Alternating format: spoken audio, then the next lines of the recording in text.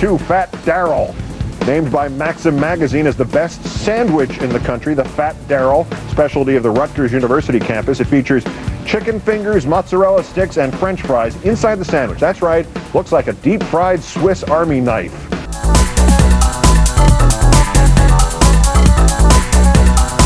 Sandwich aficionados don't have to go far for the best eats to fill their tummies and their arteries. Popular men's magazine MAXIM has ranked a New Brunswick eatery sandwich as the best in the country.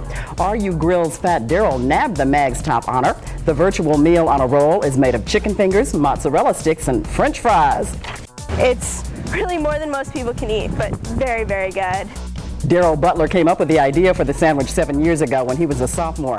Though the people at the RU Grill first made the meal, you can get one of its similarly named clones at any of the Eastern Avenue delis or at one of the university's famed grease trucks.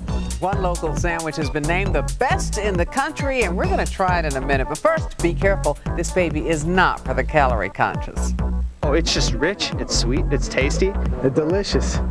You can't do better than a Fat Daryl. These Rutgers students are talking about the Fat Daryl, a local favorite just named best sandwich in the country by MAXIM magazine. We had about 20 different sandwiches flown in here. We have about 20 guys on staff, 20 men and women who participated.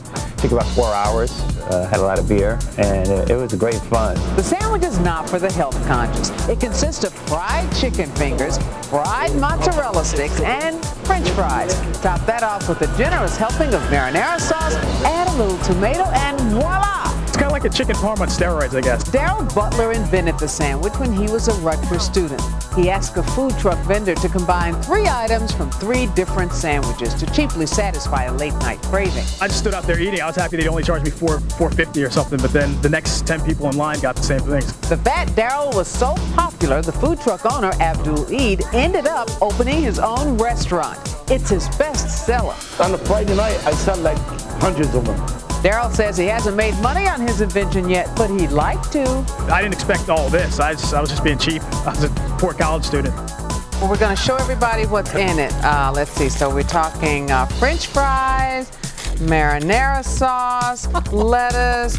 It's like everything that my kids like to eat, all under in 2 slices of bread. You're watching Fox 5 News at 6. In this case, the student created the country's best sandwich, and you don't have to go far to get it. Tracy Humphrey is live right now in New Brunswick with all the tasty details. Well, right now I'm holding here what's called a Fat Daryl, and if you're hungry, you probably want to take a big bite out of it because actually, it's not so bad. Can I get a Fat Daryl? Okay, you got it, buddy. Give me a Fat Daryl down, please. He's talking about the #1 sandwich in the country, at least according to MAXIM magazine, a Fat Daryl. They got mozzarella sticks, chicken fingers, the fatness, the fatness, the fatness.